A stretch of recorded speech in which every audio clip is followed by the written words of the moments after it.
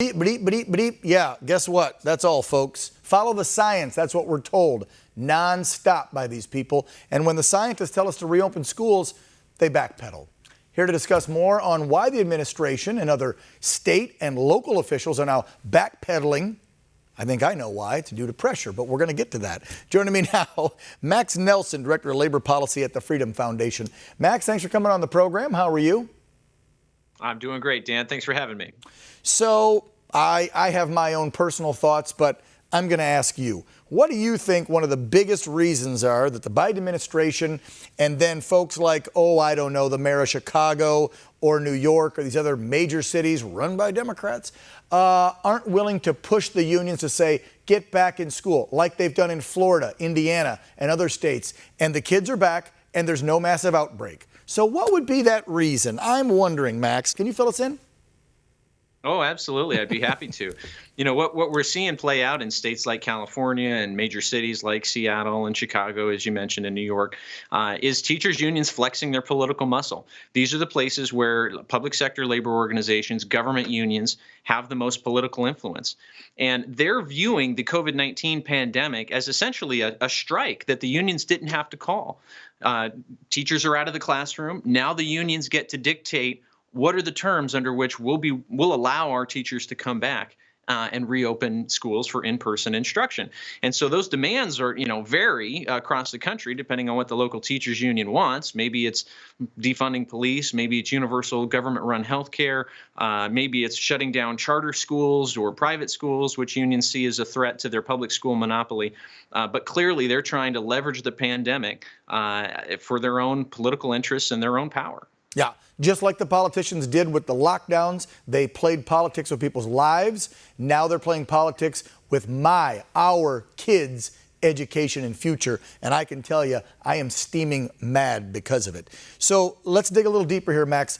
I know that the federal government in their stimulus packages, we've done 2 or 3 now since last summer, there was hundreds of millions of dollars that went out to big school districts in certain states around this country to retrofit, meaning put up plexiglass, right? Put up sanitation stations, all this. Is the money being tracked, though? From what I read, and I think you'll fill me in, they get all this money and the unions and the schools are supposed to disperse it, but are we really tracking it that closely? You know, there is so much money that the federal government has been pumping into the economy, into the school system. It is not possible to track in any tangible, meaningful way. So. The money gets received by all the different jurisdictions and school districts, and they'll come up with their own plans on how to spend it and use it. So no, there's not any realistic way to be able to keep track of all those dollars and to make sure that they're being used in the way that the federal government intended. But the broader point is that the resources to open schools safely are there. States are doing it. A number of states are doing it. Even in more left-leaning states out here in Washington. I talked just this week to teachers in a smaller, more rural school district here in Washington State, and they never shut down. I mean, they made a transition to distance learning for a time, but very quickly throughout the pandemic, were phasing back into in-person instruction and have been doing it for months already. Yeah, and let's clarify, Max. Sorry to interrupt. I want to clarify because I don't want anybody out there thinking that we're throwing teachers under the bus, because we need our teachers out there. They're the frontline workers for our kids' education. And I know several of them personally. So I know that teachers work hard. They mean well. These are the unions that are doing this, and the union bosses with their big, deep pockets, they're the ones fighting back on letting the teachers and the kids get back in the classrooms, correct? That's exactly right, Dan. We've seen government unions become such universal political players now that they have agendas that extend well beyond the teachers' concerns in the classroom. And so undoubtedly, there are a very healthy number of teachers out there who would like to return to the classroom and would like to teach their students again and give them the in-person instruction that they need. And you're absolutely right that it's the teachers' unions that are preventing that from happening.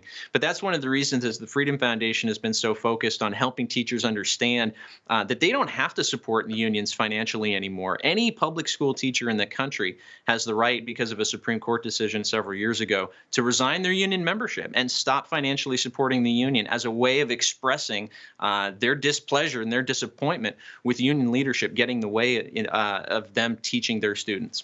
I've said this for decades. Unions were needed in this country so desperately back after the turn of the century. I firmly believe it, 20s, 30s, 40s, 50s, you name it, coming up, because you did have big corporations that were forming. They were taking advantage of the worker. Then, of course, you had minorities and women were being paid and treated properly. Unions were needed. But guess what? Now they've become too big and too big to fail. They have so much power, like you said, so much political clout. They're like a massive lobbyist. And again, they're only caring about the top echelon, not the teachers in the classroom. And this goes for a lot of different unions, but that's another discussion for another day. Want to end with this, Max. I got to ask you about the inflated numbers, but before we get to the COVID numbers, I want to show you a soundbite, get your reaction. This is Governor DeSantis, governor of Florida, in a state where they reopened last summer, I think July or August.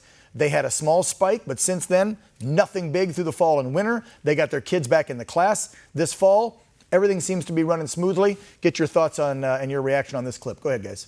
We followed the evidence and the data. We didn't follow special interests. We didn't follow hysteria. We did what was right by students and families, and we're much better for that. And the fact that you're going to have schools that are going to be closed for this entire school year and probably even into the fall is a national disgrace. Florida led on education. We were there for our working parents. We were there for our students, and we're going to continue to do that.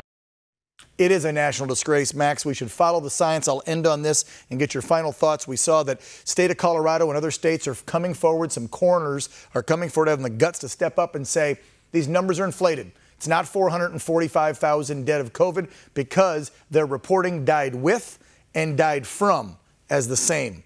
Briefly, 20, 30 seconds, explain that to folks. Well, that's an issue the Freedom Foundation's done a lot of research into, Dan. And what we've discovered is that states like Washington and Colorado were counting anybody who died after testing positive for the virus as a COVID-19 death. But when we actually looked at the death certificate data, it was very clear that there are large numbers of people who died from something else entirely and just happened to test positive for the virus in the months before their death. So there's no question in my mind that the number of COVID-19 fatalities is definitely inflated. Yeah, and I tie it to the election. I won't go there with you. I know you probably don't want to get into it, but will we ever know the truth? Because if you destroy evidence, and if these people are dead and the death certificates are signed, how will we ever know exactly what killed them? Who's going to go back, trace all this? Because my feeling is 445, 450, cut that in half, maybe even more from what I've heard from some reports. Because, like you said, people that tested positive in July for COVID and then went and died of a car wreck in August, they then still mark them as a COVID death. It just makes no sense. Max Nelsen, appreciate you, man, coming on, Director of Labor Policy over at the Freedom Foundation. You're welcome back anytime. Thanks, Dan. Appreciate it. Yep.